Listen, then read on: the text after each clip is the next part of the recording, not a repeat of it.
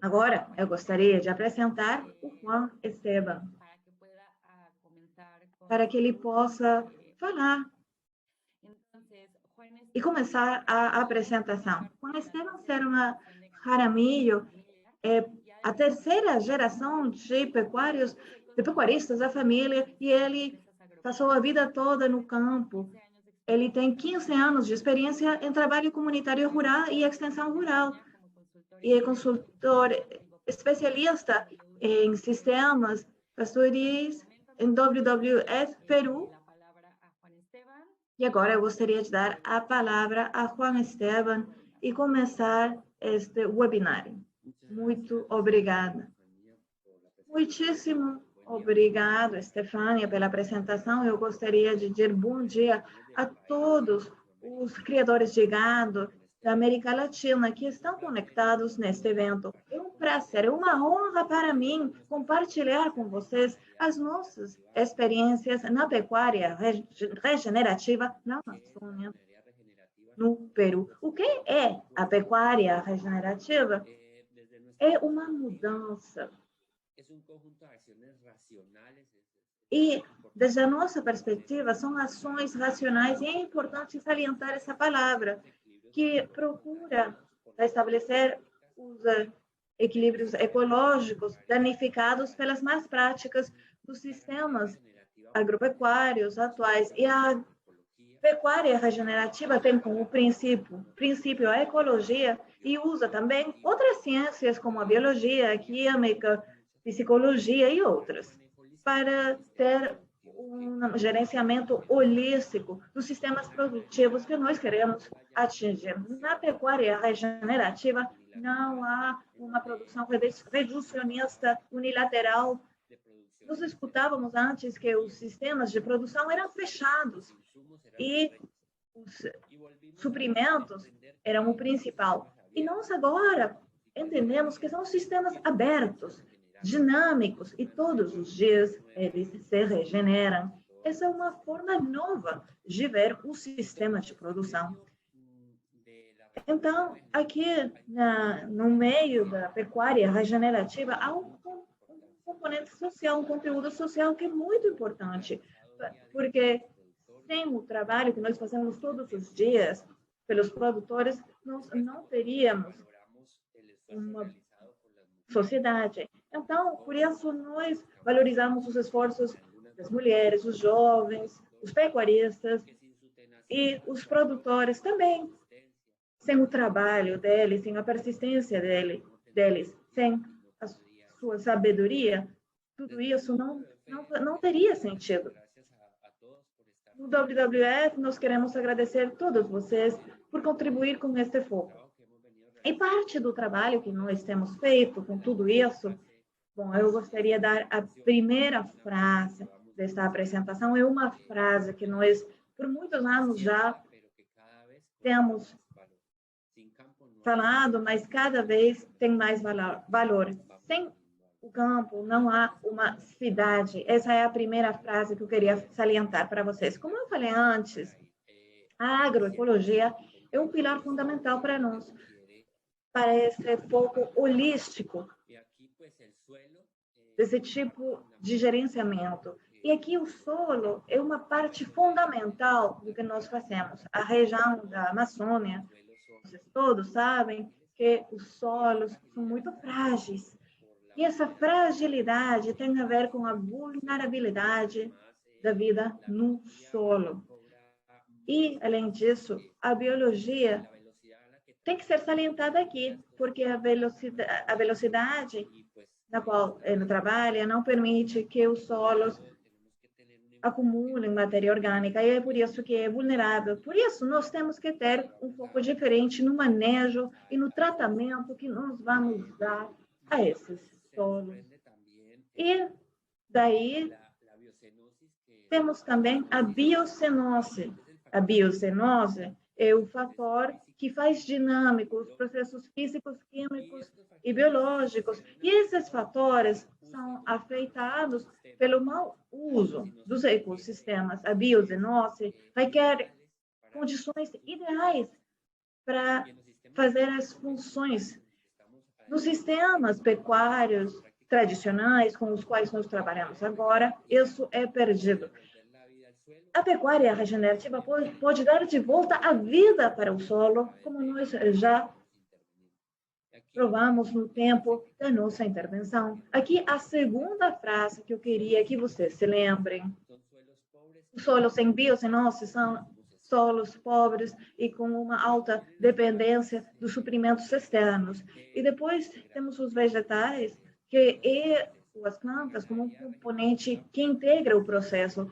Na pecuária regenerativa, essa parte vegetal é muito mais complexa, porque nós procuramos que o sistema todo seja integral.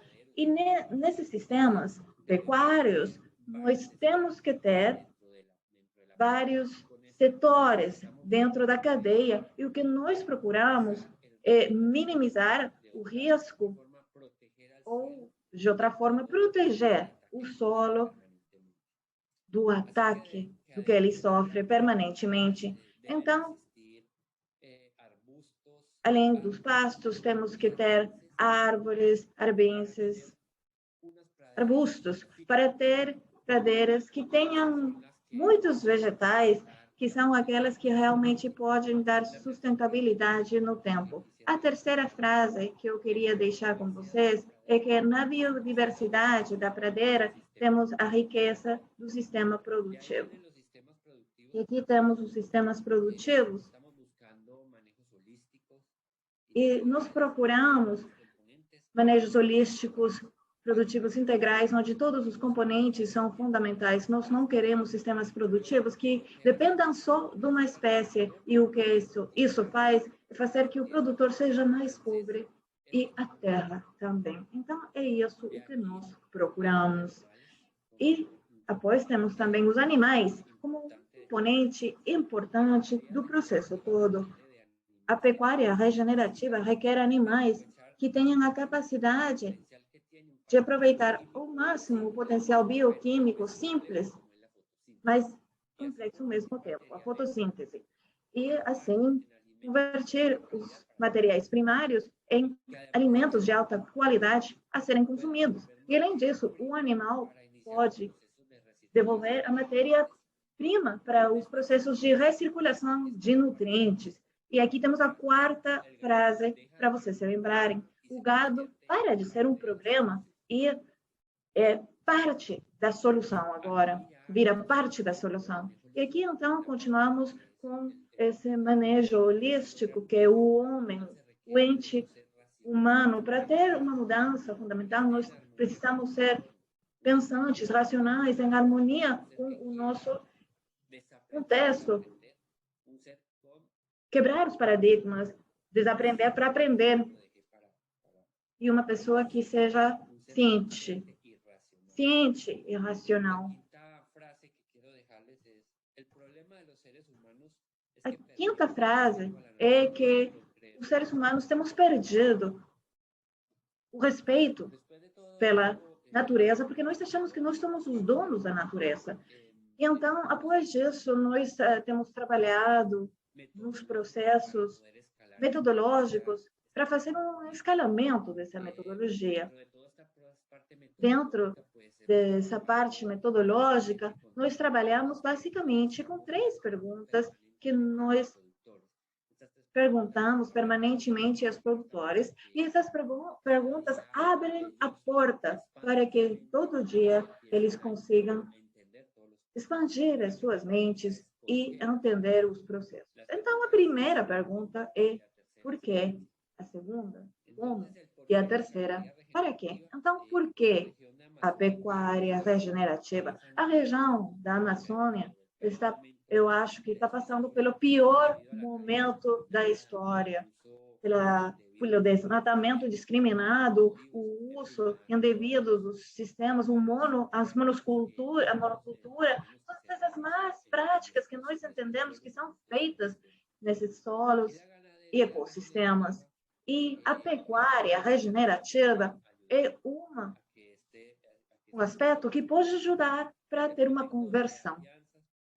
O projeto de parceria para uma pecuária regenerativa na Amazônia peruana procura reduzir os impactos feitos pelos pecuaristas e minimizar os efeitos que causam danos que esses sistemas têm trazido para a Amazônia. Nós sabemos que é uma tarefa difícil, porque o dano está feito. O que foi feito, foi feito. Na Colômbia, nós falamos que não podemos fazer nada com o leite derramado, mas agora nós temos que achar a motivação para chegar aos produtores com novas ferramentas e uma nova abordagem. Para o ano 2019, a intervenção começou com 5 pilotos de um projeto que se chama Paisagens Produtivos Sustentáveis. E os 5 projetos abriram a porta para que realmente nós possamos fazer um escalamento do projeto. Agora temos 150 produtores com os quais nós estamos mostrando as tecnologias, a metodologia e nós fazemos o trabalho. E agora, para quê? Para dar de volta, se for possível, o equilíbrio que foi perdido pelo mau uso dos recursos. Nós passamos de hábitats com alta diversidade a solos, ecossistemas com uma pouca biodiversidade, e aqui a pecuária regenerativa há grandes benefícios para esse sistema. Como? Nós fazemos uma aposta pelas escolas de campo, com estratégia metodológica para levar aos produtores tecnologias de uma fácil adopção, baixo custo e alto impacto no ecossistema. Aqui temos já, então, no gerenciamento dos resultados, temos aí uma pradeira que no ano 2019 tinha esse aspecto de uma pradeira normal para os pecuaristas, e no ano 2021, 2022, temos aqui esse prado que é totalmente diferente, onde o manejo é realmente muito melhor. Agora, a seguinte lâmina, por favor. E aqui uma coisa que nós trabalhamos muito é o esterco que nós achamos no ano 2019, que é esterco, é normal para o gado, que fica aí e aí a matéria orgânica está morta. E passamos em pouco tempo, ano e meio, a ter esse tipo de esterco, onde a biocinose começou a fazer todo o trabalho com escaravelhos, etc. Então, realmente, essa era a área mais pobre que nós tínhamos na nossa.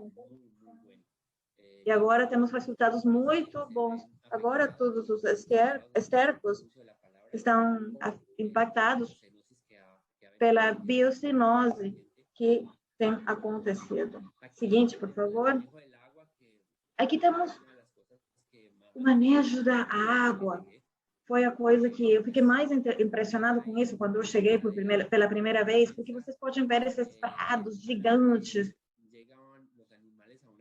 E os animais chegavam aí para beber água, mas os caminhos que os animais têm que fazer para achar a água é muito comprido, então eles perdiam muita energia.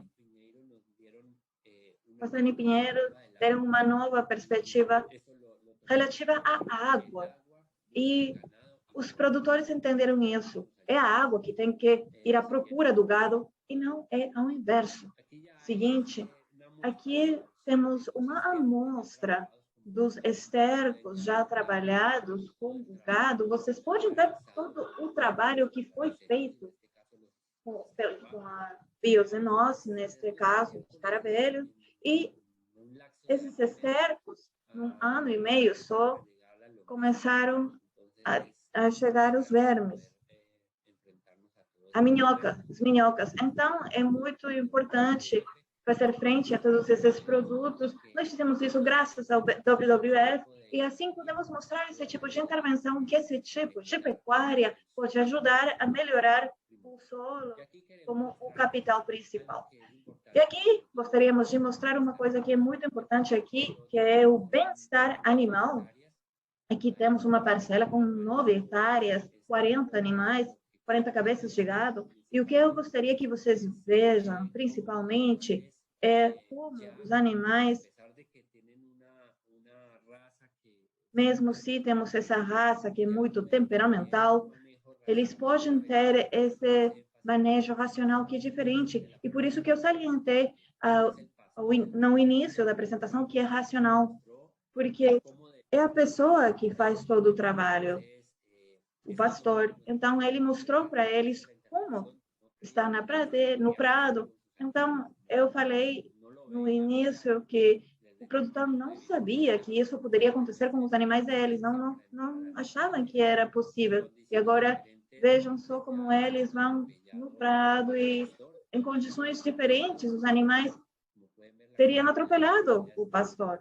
Mas vocês veem que agora é diferente. E o gado é de muito boa qualidade, e agora esperam com paciência, e isso tem a ver com o temperamento, o caráter, e a redução do estresse dos animais, a redução da adrenalina, e isso também quer dizer que a carne vai ter benefícios enormes para que o consumidor tenha um produto com uma alta qualidade. Aí vocês veem a velocidade do gado, e vocês podem ver todos os frutos que nós recolhemos no processo todo. Eu acho que a minha apresentação, então, acaba aqui. Eu gostaria de agradecer, em primeiro lugar, a Deus. E, segundo, a WWF, por ter a valentia de me convidar nesse processo produtivo. E também, obviamente, a minha família e os produtores que têm apostado pelo sistema. Muito obrigada. Muito obrigada, Juan Esteban, pela apresentação, que foi muito interessante, e nós podemos ver os resultados que a pecuária regenerativa pode ter. Muito obrigada pela tua apresentação. E agora vamos dar a palavra, vamos começar com o painel, um painel que vai durar meia hora, 40 minutos, e a líder é a Cíntia. E então, por isso, eu gostaria de apresentar a Cíntia. A Cíntia Buquilardi é advogada com 20 anos de experiência na gestão de processos de conservação ambiental com uma abordagem social e intercultural dedicada ao trabalho com organizações e populações nativas na Amazônia peruana. Ela é especialista em direitos humanos coletivos e atualmente ela trabalha como diretora do programa de florestas e assuntos indígenas na WWF Peru. Então, Cíntia, eu dou a palavra a você. Muito obrigada por estar conosco hoje. Estefania, muito buenos dias com todos. Muito obrigada, Estefania. Bom dia a todos. Obrigada, Juan Esteban, por compartilhar sua experiência e compartilhar conosco o processo da pecuária regenerativa, que, como você já falou, tem uma relação com uma abordagem holística. Então, é bem claro para mim a natureza, os conceitos da natureza, do jeito integral, prática, funcional, para aumentar a produtividade, mas também, com certeza, com a redução dos custos de produção. E agora é isso que vamos discutir com os nossos panelistas, baseadas nas perguntas que nós temos agora. Para o painel, nós temos 3 profissionais dos diferentes países que trabalham com os processos vinculados com a pecuária sustentável. Por Peru, temos a Ethel Huaman. Ethel é uma especialista da Direção-Geral de Desenvolvimento Pecuário do Ministério de Desenvolvimento Agrário e Irrigação do Peru. O Minagri, ela tem sido o ponto focal do Minagri para o projeto piloto da pecuária regenerativa na região de Madre de Deus no ano passado. Por Brasil, temos Raul Romão. Eu espero que a minha pronúncia seja correta. Raul é subsecretário de Meio Ambiente do Estado do Pará. Tem 8 anos de experiência no setor público, trabalhando na área de recursos hídricos, políticas climáticas e bioeconomia. Agora, ele trabalha na formulação da política de ação integrada para territórios sustentáveis e a estratégia estadual de bioeconomia e do Fundo de Garantia da Bioeconomia do Estado do Pará. Além disso, ele tem um forte interesse em sistemas agroflorestais.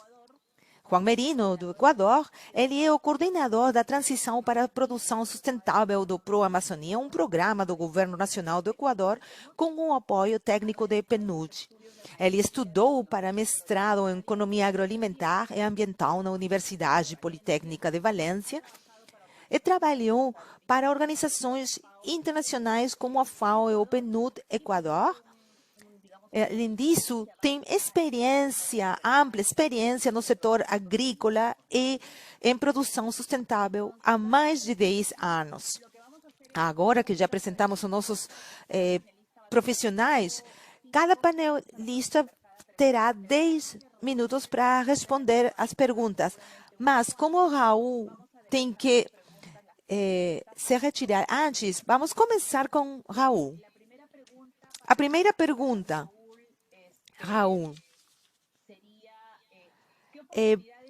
quais são as oportunidades e os benefícios de avançar em direção a uma agricultura sustentável e resiliente em um cenário pós-Covid-19? Raul?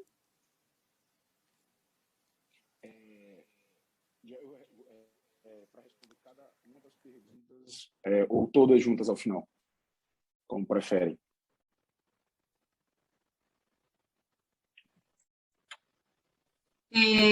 Dado tu tiempo, Raúl, nos queda como você não tem tempo, nós temos agora meia hora,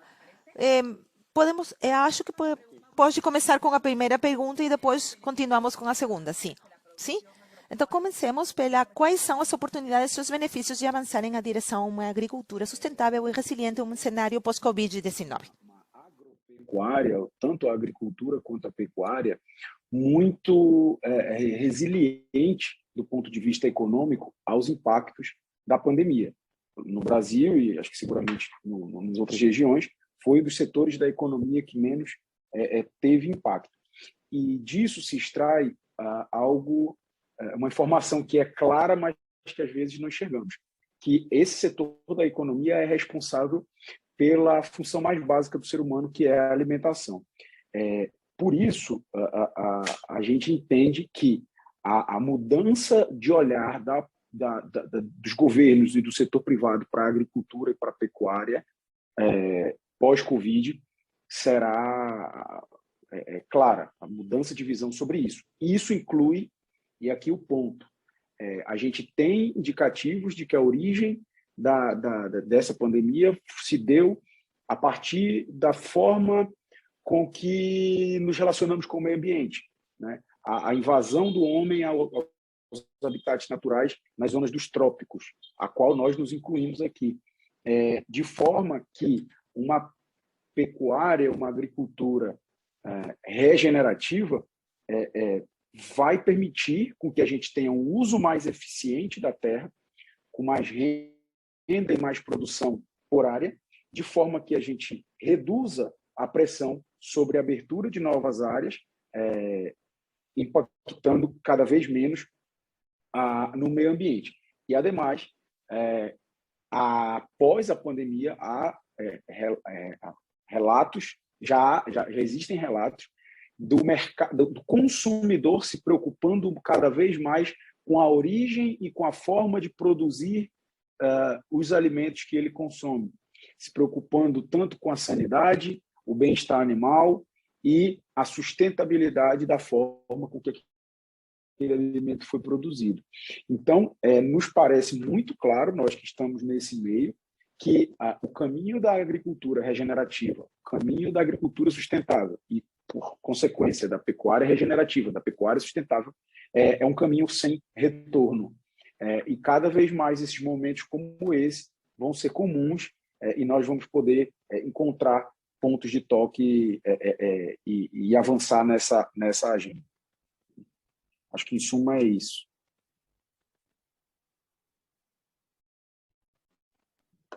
Buenísimo, Raúl, súper. Ótimo, Raul. Você tem ainda 2 minutinhos?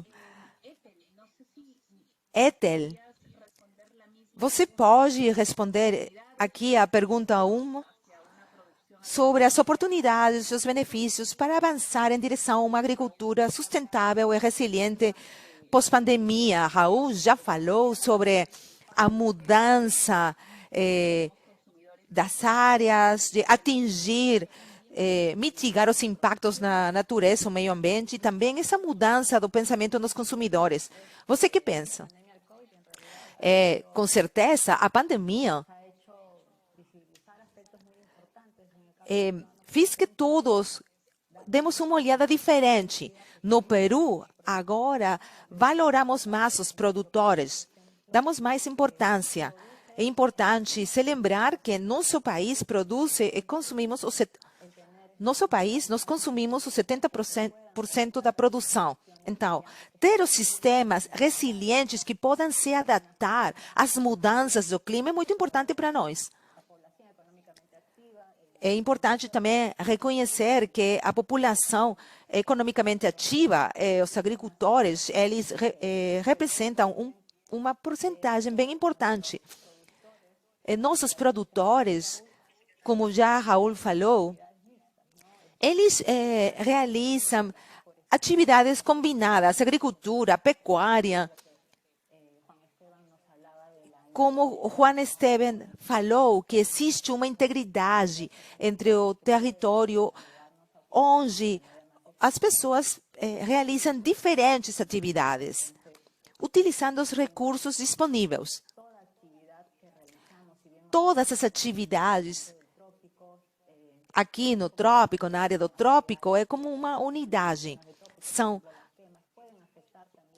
por exemplo, as atividades como as queimas podem afetar as zonas autoandinas.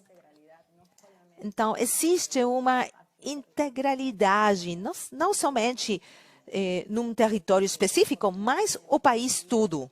A oportunidade que hoje nós temos é gerar essas mudanças nos processos de produção que são elementares, que são básicos. Como o Raul já falou, não é um caminho sem retorno. Nós precisamos fazer essas mudanças para manter nossa população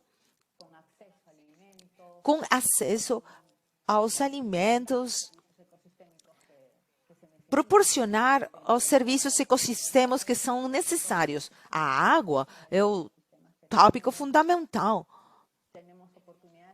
Também é importante reconhecer que a pandemia nos permitiu reconhecer as oportunidades de fazer novos empreendimentos, o uso dos subprodutos da pecuária, da agricultura.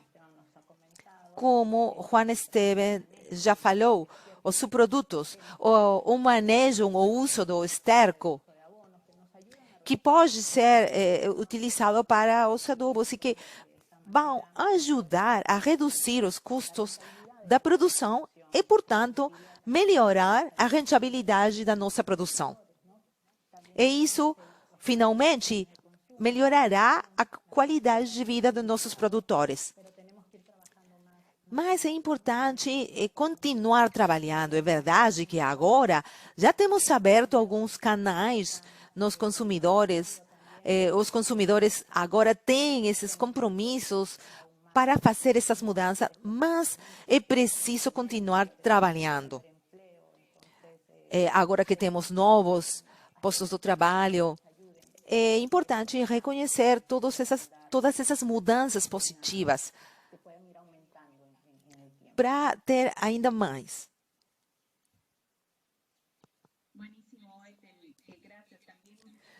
Ótimo, Ethel. Muito obrigada.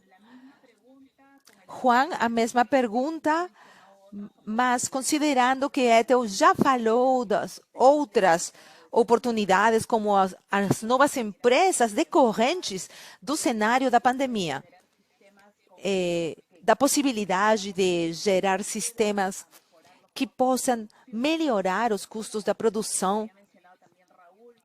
O melhoramento, como já Raul falou, dos padrões de consumo, que é também uma oportunidade, é com certeza a possibilidade de gerar as possibilidades mistas, as atividades combinadas para fazer o melhor uso dos recursos. Juan, por favor, se você pudesse responder a mesma pergunta sobre as oportunidades e os benefícios para uma agricultura sustentável em um cenário pós-pandemia. Bom dia a todos, eu esteve lendo o chat e eu posso reconhecer as pessoas que eu conheço. Muito obrigado pelo convite e pela organização do webinário. Para responder a sua pergunta, eu gostaria de compartilhar uma informação que é importante reconhecer que temos antes e depois a pandemia. E como essa tendência do consumo tem mudado e também causado mudanças no sistema de produção. Agora temos que excessivo uso dos recursos da terra. É importante considerar que nos últimos 50 anos a população dobrou e também o uso dos materiais. Temos aumentado 5 vezes na economia e o comércio internacional também aumentou. Então, esse padrão do consumo sustentável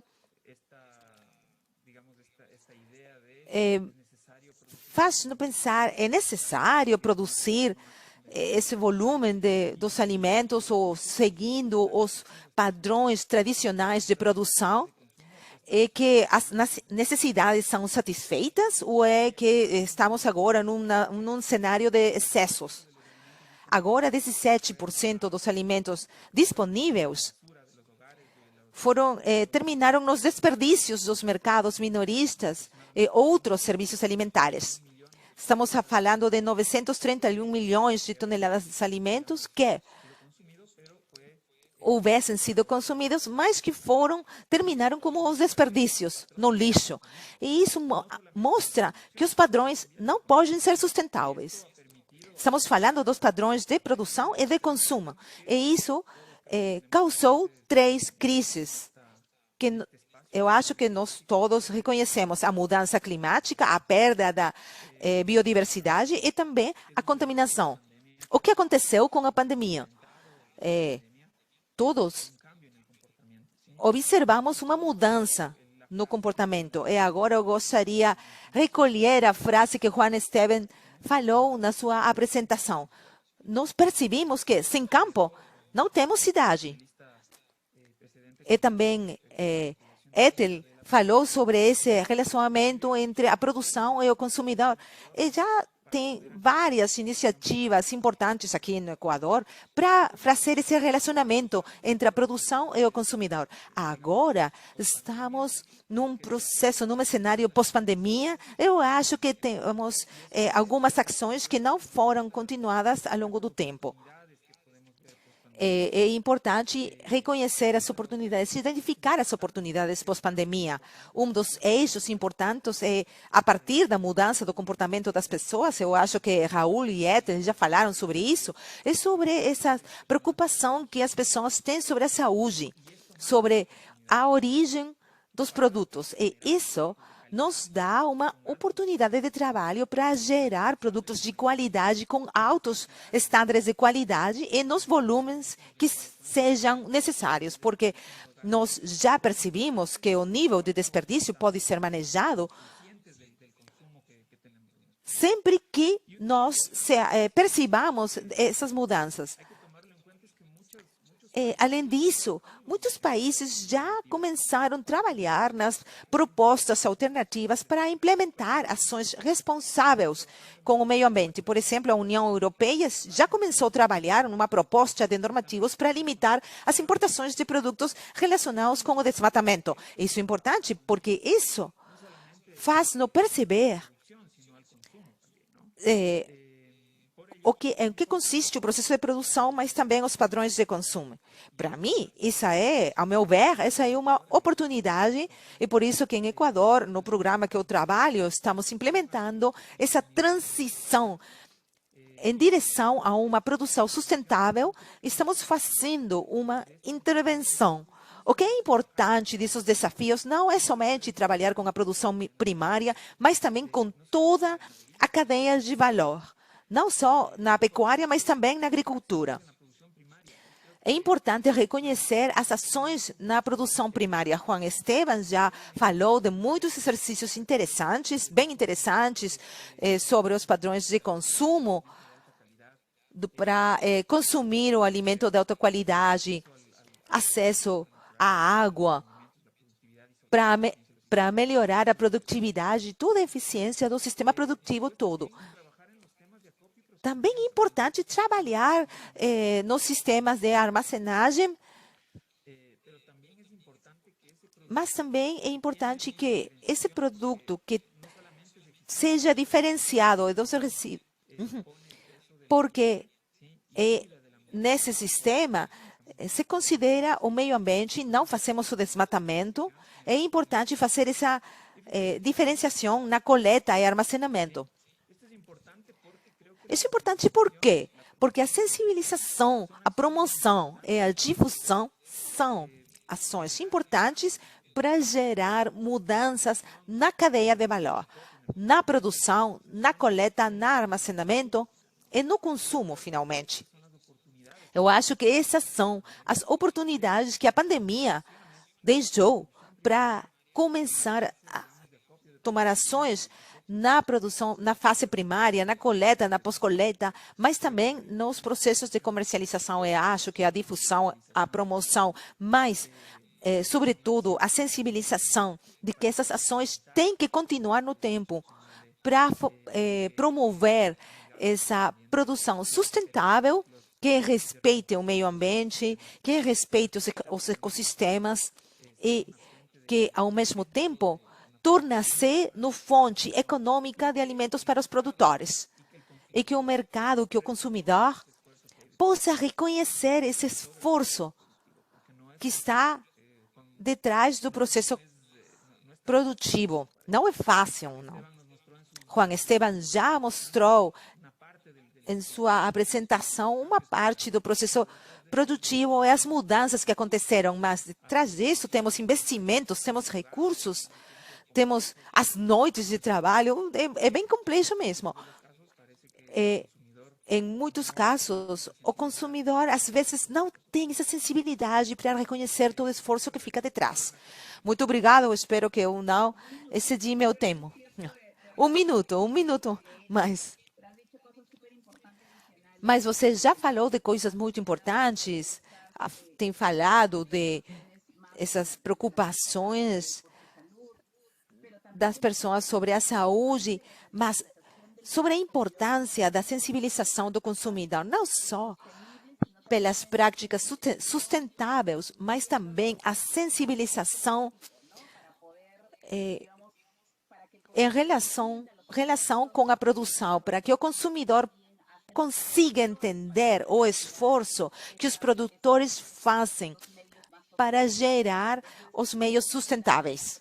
E você também já falou sobre as propostas de novos estándares em outros lugares aqui na América Latina e na Europa para promover a produção e o consumo que seja responsável com o meio ambiente. Muito importante. Vamos começar agora com a segunda pergunta. Raul vai começar. Eu acho... Por favor, temos microfones abertos. A segunda pergunta. Que desafios enfrentamos na região para o desenvolvimento de uma produção sustentável e resiliente? Bom, aqui, até para trazer o contexto geral, a gente tem que entender que no Pará, especificamente, posso dizer talvez na Amazônia brasileira, não conheço a realidade das outras regiões, a pecuária enquanto forma de produção não é exatamente um vetor de desmatamento ou uma causa de desmatamento. O que há, na verdade, são ações de desmatamento com vistas ao land grabbing, né, não sei bem a palavra em espanhol, para isso, para roubo de terras públicas, e é utilizado o gado pela facilidade de transporte como forma de apenas de ocupação daquilo, não se preocupando com a produção em si, né? Então, é importante separar essa questão de roubo de terras de crime do que é uma pecuária enquanto sistema produtivo, né? Esse é um primeiro ponto que é importante trazer como superação de desafio, e já antecipando talvez um pouco da resposta da terceira, talvez eu já até combine a segunda e a terceira aqui para a gente, dado o horário e dada a similaridade da integração das perguntas. E aí, independente dessa questão, e aí falando da pecuária enquanto sistema produtivo, para a gente torná-lo um sistema produtivo mais eficiente, mais sustentável e mais regenerativo, a gente tem, primeiro, um desafio cultural.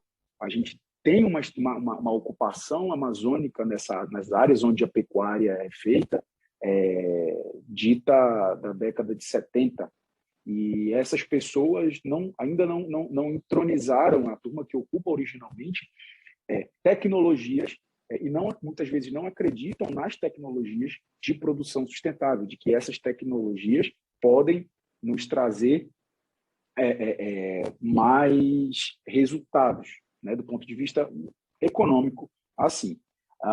E que tecnologias como um sistema de rotação de pastagens que permita alocar a mesma quantidade de animais numa área muito pequena, abrindo espaço para sistemas agroflorestais de cacau, café e outras culturas, né?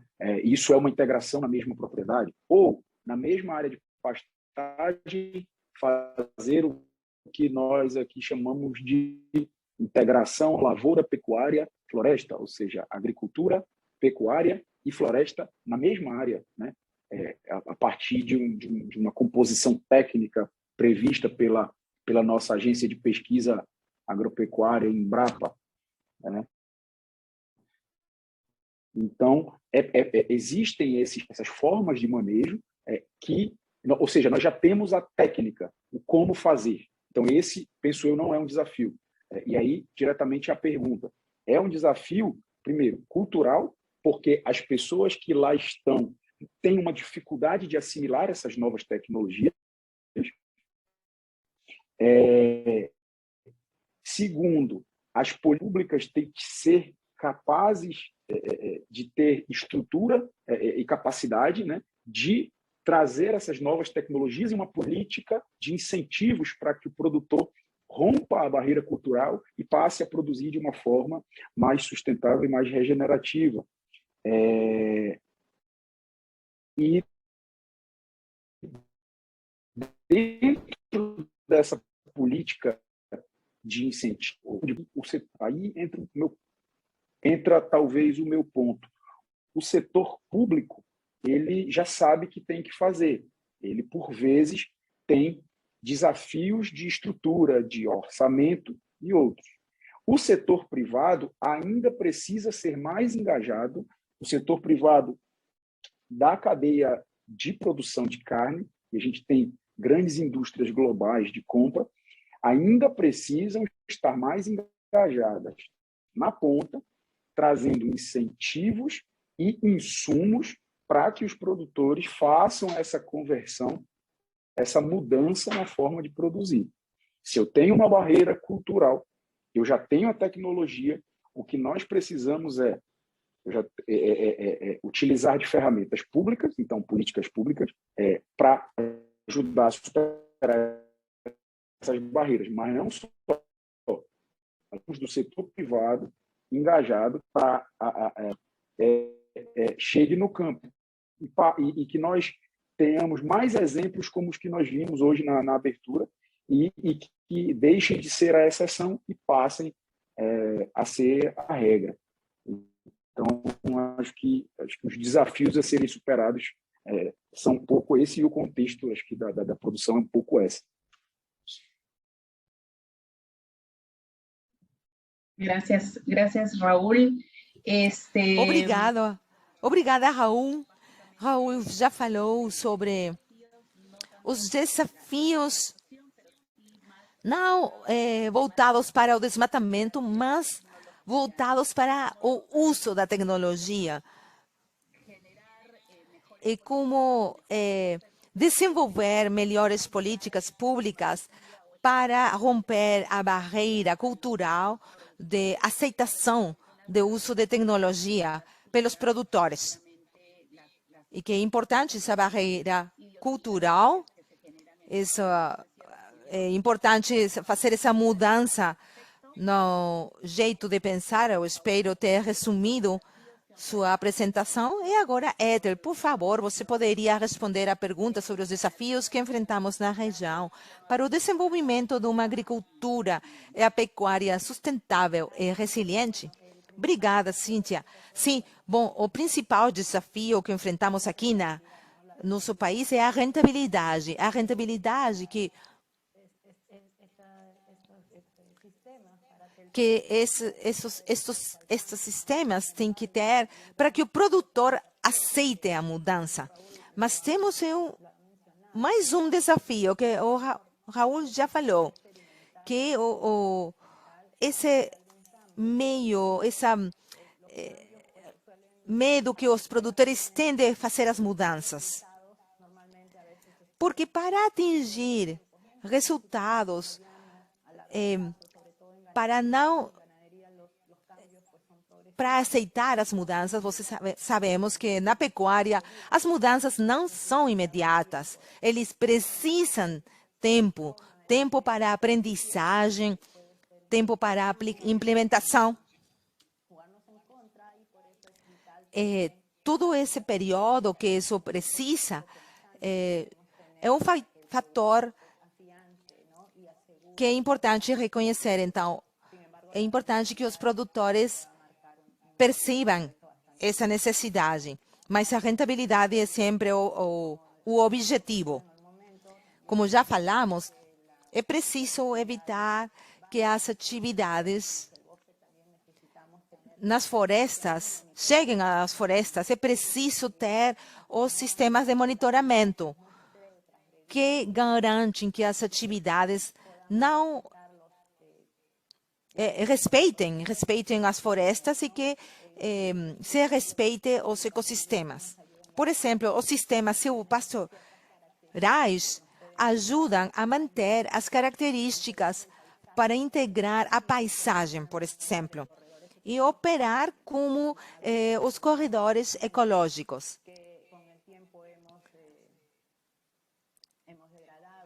Porque com o tempo a degradação aconteceu.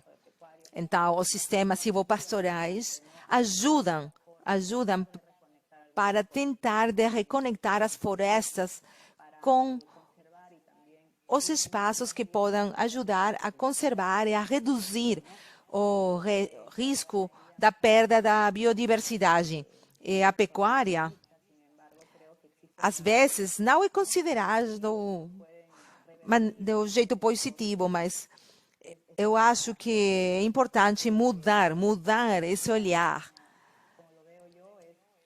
A meu ver, a rentabilidade e fazer o monitoramento, trabalhar junto com os produtores. Para mim, esses seriam os principais desafios. Porque se fazemos o acompanhamento, os produtores, será mais fácil para eles aceitar as mudanças. E como Juan Esteban já falou sobre, se usamos as tecnologias de baixo custo, mas que tenham um alto impacto, os produtores com maior facilidade aceitarão as mudanças. Eu sempre falo que não só é a ter uma nova tecnologia, mas adaptar essa tecnologia para uma região específica. E assim o produtor torna-se proprietário desse sistema. Gracias. Bueno, Ethel nos ha hablado de la importancia que es o el desafío enorme que representa la rentabilidad del cambio para el productor. A rentabilidade dessa mudança para o produtor.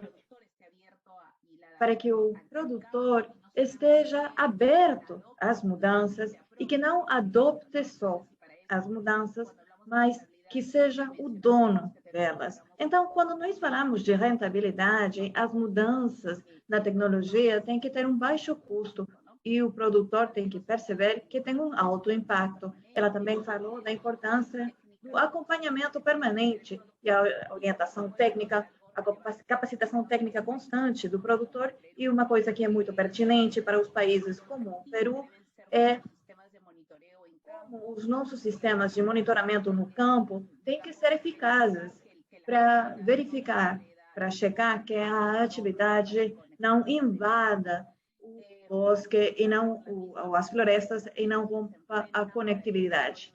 A mesma pergunta para você. Quais são os desafios que nós fazemos frente na região para uma produção agropecuária sustentável e resiliente? Acho que há um grande desafio. Muito obrigado.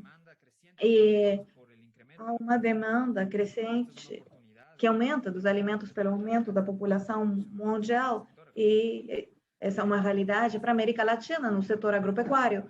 Mas o desafio é acrescentar ou cobrir a demanda, mas sustentavelmente, com uma maior eficiência dos sistemas produtivos, sem expandir as fronteiras agrícolas. Então, sem danificar as florestas. Os sistemas produtivos que nós temos na Amazônia equatoriana, nós coletamos informação dos produtores e aproximadamente entre 20% e 30% da superfície dos solos mantém a floresta primária. E há um compromisso, há uma atitude positiva a respeito da manutenção e a conservação desse recurso natural, mas há fatores que fazem os produtores, que faz que eles voltem ao recurso natural para explorar ele baseado ou explorar ele baseados nas possibilidades econômicas. Então, esses são os nossos desafios. Cobrir a demanda de alimentos, fazer isso sustentavelmente, a não acrescentar a fronteira agrícola. Como que nós fazemos isso?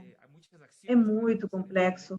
Há muitas ações que nós temos que fazer em diferentes partes da cadeia, não só na produção primária, mas também a societabilidade, cooperativismo e a comercialização.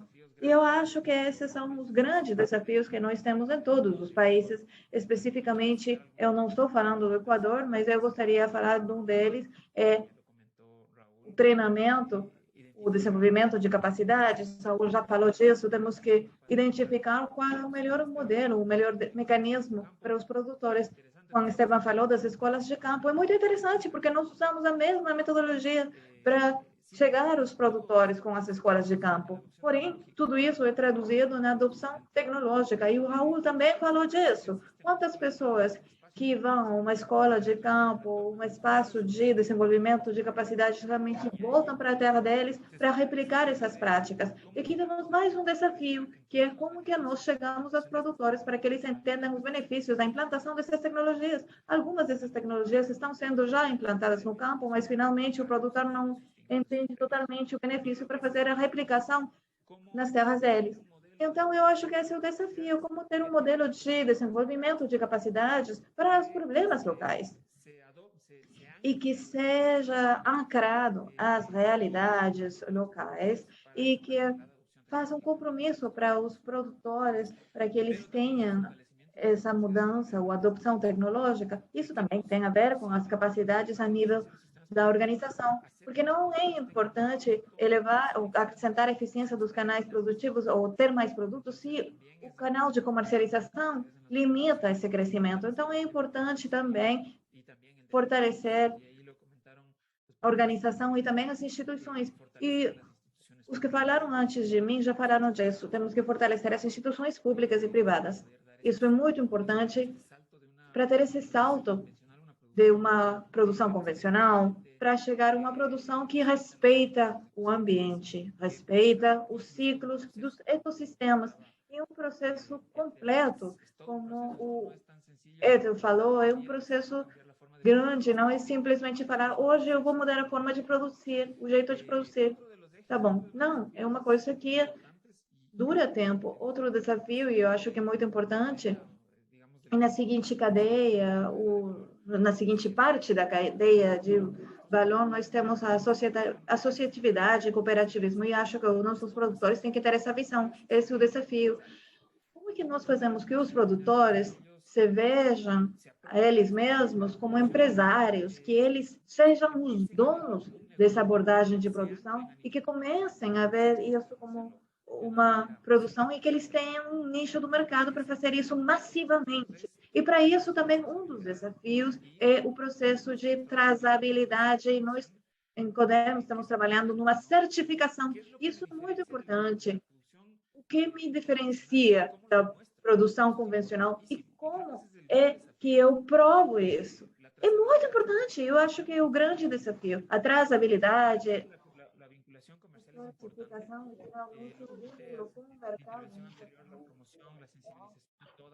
Já foi falado antes, toda a cadeia de valor é importante para o produtor e tem que ficar mais perto. Para o produtor, o intermediário, a indústria, o setor privado, é importante que eles saibam e que eles adotem essa abordagem de produção e que nós promovamos isso na população toda, no consumidor, a produção primária, a pessoa que faz a colheita, o processamento, a pessoa que é o intermediário. É importante que todos fiquem claros a respeito disso e assim toda a cadeia terá essa abordagem implantada não só na parte primária, porque se a última parte da cadeia não conhece isso, não vamos poder ser a âncora do processo produtivo. E eu acho que esses são os desafios. E aqui a política pública, eu acho que é um complemento. A política pública vai permitir promover essa abordagem no sistema todo de produção, essa opção de produção.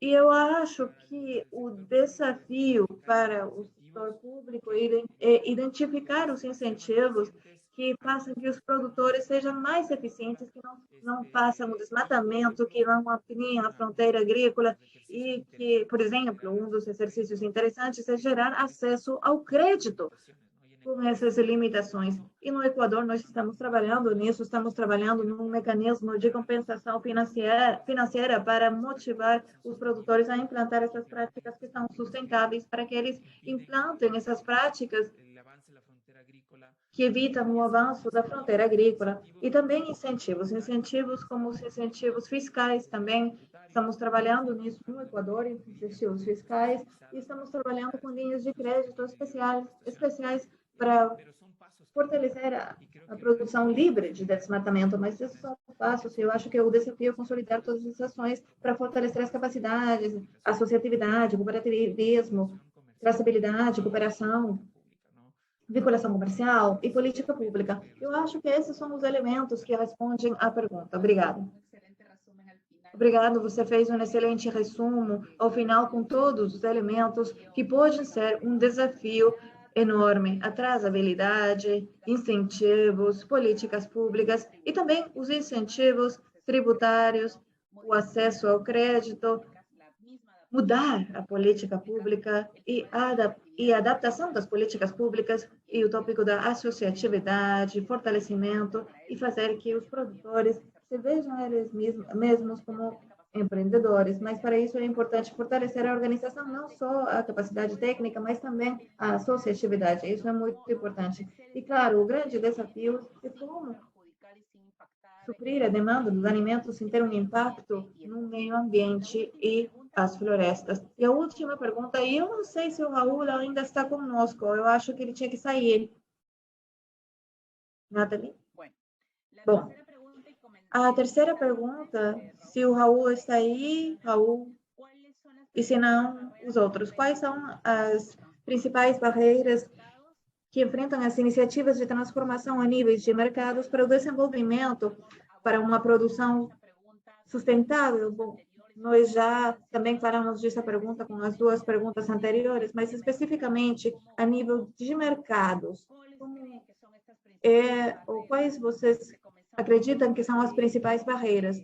Nós vamos começar então com Ethel, porque eu acho que o Raul não está mais aqui.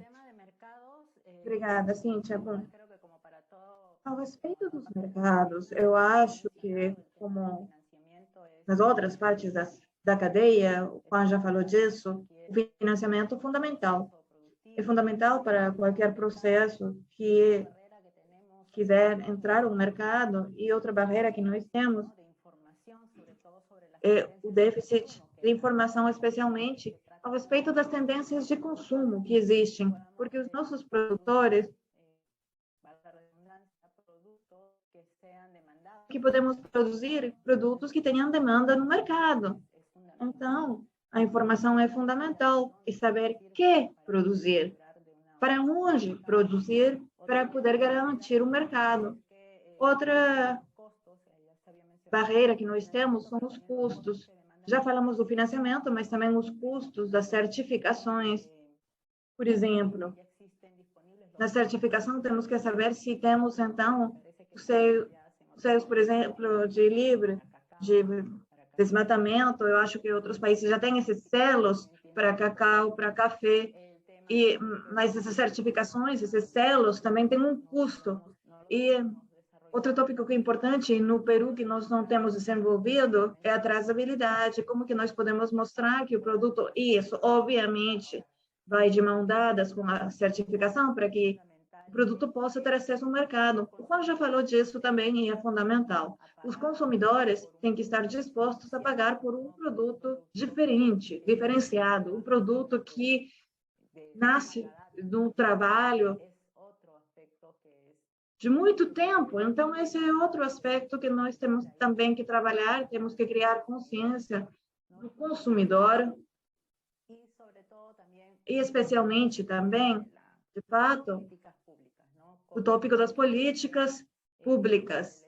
E como é que nós, no Estado, incluímos nos nossos instrumentos de gerenciamento, de gestão, esse assunto que é tão importante. Nós já temos isso no gerenciamento e uso eficaz dos recursos naturais, mas, quem sabe, nós temos que traduzir isso nos instrumentos operativos para que nós possamos conquistar essas mudanças e para que os nossos produtores possam ter acesso ao mercado. Então, isso é importante. A associatividade é de fato muito importante, porque o mercado sempre vai pedir volumes determinados, específicos. Então, um produtor só, ou dois, ou três, quem sabe não poderiam ter uma produção constante. Isso também é importante. E isso tem a ver com o que o Juan falou, a associatividade é fundamental aqui. E para nós já temos feito o esforço e nós estamos prontos para continuar fortalecendo isso no país. Pela Covid-19, o nosso país implantou várias linhas de financiamento, programas de financiamento, como o Fundo Agroperu, com taxas de juros de 3,5%. Porém, nós temos que dar mais orientação ao produtor para que ele tenha mais conhecimentos, e esse é o nosso trabalho agora. Nós temos essas linhas de crédito, mas temos que acompanhar o produtor para que eles conheçam sobre elas, e eles têm medo. Muitos dos nossos produtores não estão habituados a trabalhar com os bancos, então o medo é uma coisa natural e nós temos que trabalhar com isso. Obrigada. Excelente, Ethel. Muito obrigada. Certificação, traçabilidade, orientação às linhas de crédito para os produtores formam parte, a associatividade também, como você falou de novo, são parte das barreiras que enfrentam as iniciativas de transformação. E alguém colocou isso no chat também, porque isso faz que os processos produtivos sejam mais caros. Então, como que nós fazemos que isso não tenha um impacto no produtor? E como é que nós podemos estar cientes realmente que isso gerará finalmente mais benefícios? Como que podemos fazer que eles conheçam isso? Juan, por favor, a sua resposta à mesma pergunta. Obrigada, Cíntia. Sim, as barreiras. Eu acho que eu já falei disso nas perguntas anteriores. Uma das barreiras é a adopção tecnológica. Para mim, os produtores deveriam ter claridade, eles deveriam saber claramente quais são os benefícios das tecnologias. Há um limitado acesso à informação e nós temos diferentes fatores, educação, nível de conhecimentos, etc., dos produtores. Então, a implantação é mais reduzida. Idealmente, nós deveríamos ter uma adoção de tecnologias de 100%, mas nós vimos no Equador que a adoção tecnológica mais alta foi do 36%. E, claro, o desafio é identificar as ferramentas, os mecanismos para chegar ao produtor de uma melhor maneira, e quando eles voltam às terras deles, eles podem replicar as práticas, e é assim como eles podem adoptar as tecnologias. Para mim, o desafio é a adopção tecnológica, identificar essas ferramentas. Há escolas de campo, há muitas ferramentas que foram desenhadas pela cooperação para vincular os produtores à adoção tecnológica. E uma coisa que é importante, que temos que ter a adoção com um nível de escolaridade, também os problemas próprios dos locais. Então, identificar um modelo para cada região é o grande desafio e é uma das barreiras. Outro aspecto que também é vinculado à adoção tecnológica, eu vi que no chat alguém fez uma pergunta a respeito da contribuição das mulheres nos sistemas produtivos. Isso também se fundamenta na adoção tecnológica, porque os processos de fortalecimento de capacidades têm que considerar os assuntos de gênero, porque é importante. Eu vou falar disso. Aqui no Equador, eu trabalhei por 4 anos num projeto que se chamava Pecuária Climaticamente Inteligente, implantada com o FAO, o Ministério do Ambiente e da Agricultura. E nós tivemos níveis de adopção tecnológica mais altos do que eu falei antes, né? O 36%, que foi um estudo do Instituto Nacional de Pesquisa Agropecuária, INEA, do Equador, e nós tivemos taxas de adopção de tecnologia mais altas. Por quê? Porque na base da identificação do problema e desse problema específico para cada lugar onde nós tivemos intervenção, nós fizemos análise dos relacionamentos de gênero nos sistemas produtivos. Então, nós não só temos informação, mas podemos fazer um targeting na produção. Por exemplo, a produção de leite no país depende de cada lugar, mas eu vou falar em geral. E o gerenciamento é feito pelas mulheres. Então, tudo que tem a ver com ordenhar o manuseio do leite, a colheita do processamento, grande parte da operação é feita pelas mulheres. E os homens fazem os trabalhos que são mais fortes, né? Implantação dos pastos, esse tipo de atividades. Então, há uma diversificação desses sistemas produtivos, especialmente na pecuária de carne no Equador. Eu vou falar de um jeito geral, mas uma grande parte é feita pelo homem, não pela mulher. Então, a mulher apoia no gerenciamento do sistema produtivo, mas colateralmente só. Por que isso é importante? Quando nós fazemos o fortalecimento das capacidades, nós temos que focar as ações nas pessoas que fazem essa atividade. Senão, quando os produtores voltam às terras e não são eles que implantam as práticas, então a adoção tecnológica vai ser limitada. Então, esse é um desafio, uma barreira. Temos que entender nas realidades locais os relacionamentos de gênero dos sistemas produtivos para que a intervenção seja eficaz. Então, temos os recursos, o técnico, os suprimentos. E temos que saber também se a pessoa que recebe o treinamento, se eles não vão fazer a replicação na própria terra, então estamos perdendo recursos. Então, temos que saber esclarecidamente o relacionamento do gênero nos sistemas produtivos. E também o tema generacional. Nos lugares da nossa intervenção, o pessoal mais idoso, então isso limita os sistemas produtivos. Por exemplo, há um app para calcular os gases de efeito estufa e nós fizemos isso com os jovens no campo. E era mais fácil fazer esses cálculos e isso finalmente permitia acrescentar a eficiência do sistema produtivo. Por quê? Porque as emissões de gases de efeito estufa é finalmente energia que está fugindo do sistema produtivo. E essa é uma energia que pode ser, por exemplo, nitrógeno para o gado,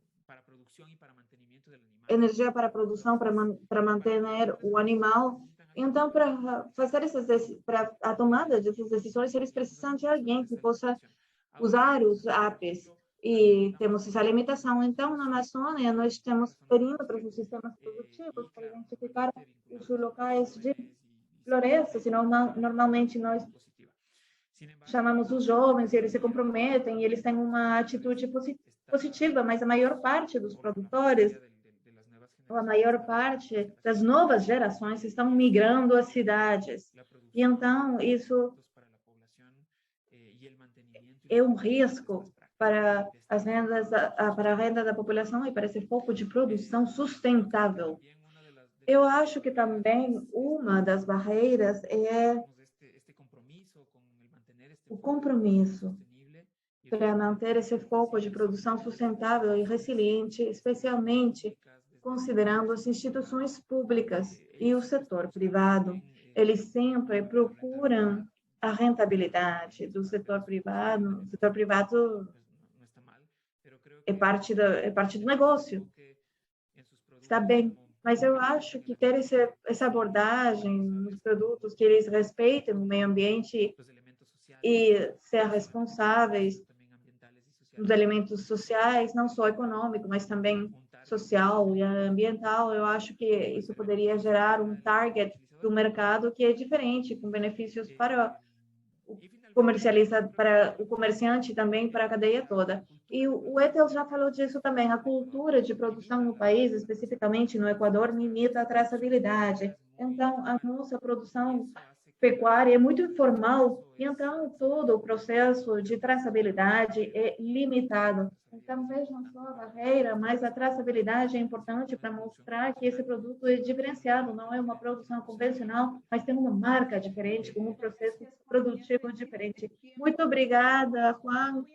Você não tem mais tempo, mas eu vou repetir uma coisa que você falou, você já respondeu uma pergunta do chat, que é a incorporação do gênero e também o recâmbio generacional nesses sistemas. E eu vou fazer a mesma pergunta a Ethel. Ethel, como é que as mulheres podem complementar as ações, ficar nesses processos sustentáveis para a produção agropecuária e como os jovens também, desde a abordagem peruana? Ethel, por favor, você tem 3 minutos. Muito obrigada.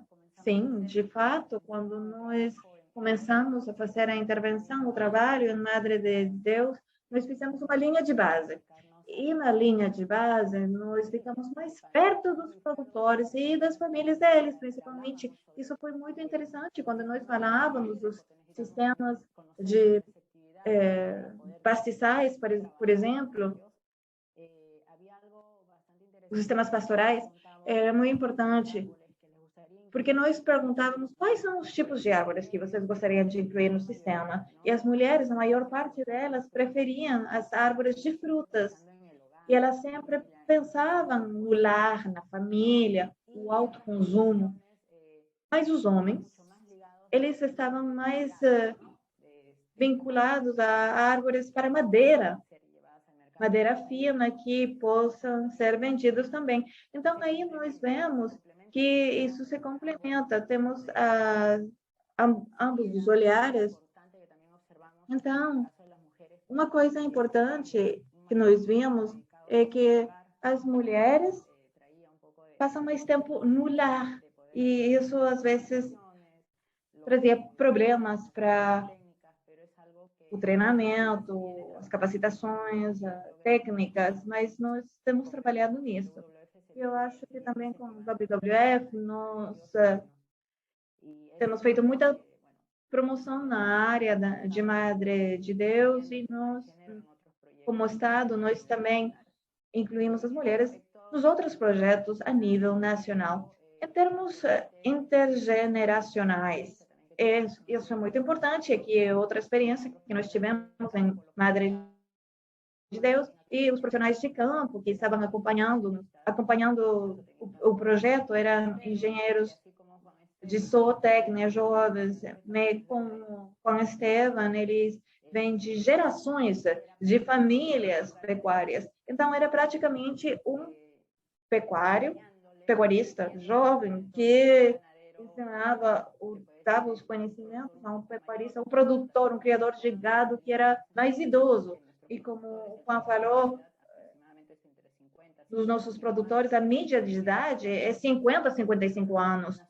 Porém, houve um trabalho de perto com eles e com os filhos dos criadores de gado, e então isso facilitou que eles sejam mais abertos. E também as mudanças através do tempo. Então, é muito importante que os profissionais que estão mais perto do campo, que eles tenham essa empatia com os produtores, porque praticamente passaram pelos mesmos problemas, então eles compreendem os problemas dos nossos produtores.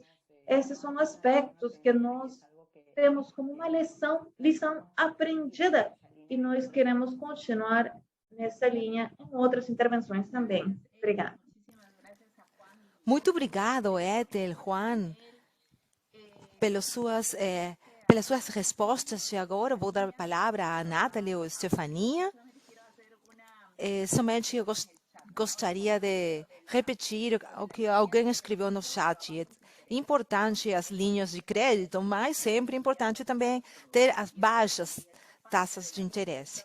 Isso também é parte das mudanças das políticas públicas que é importante fazer em nossos países. Muito obrigada, Juan, Ethel. E agora eu dou a palavra a Estefania ou Nathalie, por favor.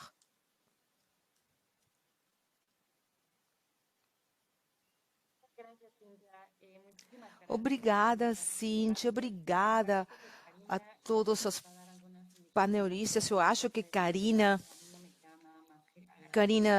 tem algumas informações que compartilhar com você, mas eu somente vou agradecer vocês pela sua participação. É importante que estamos somente começando com o nosso trabalho para a pecuária regenerativa. Então, esperamos ter mais informações sobre esse projeto pronto. Muito obrigada.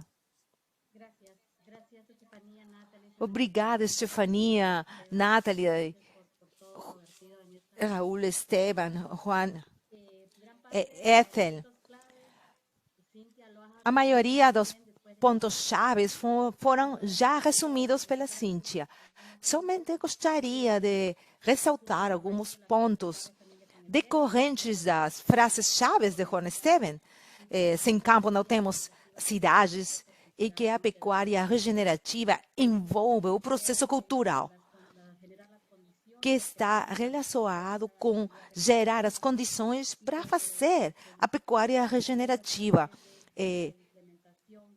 Junto com isso, é importante a implementação pelos produtores, o fortalecimento das suas capacidades, e também trabalhar a sensibilidade às questões de gênero e igualdade. Então, muito obrigado. Agora vamos fazer uma pequena...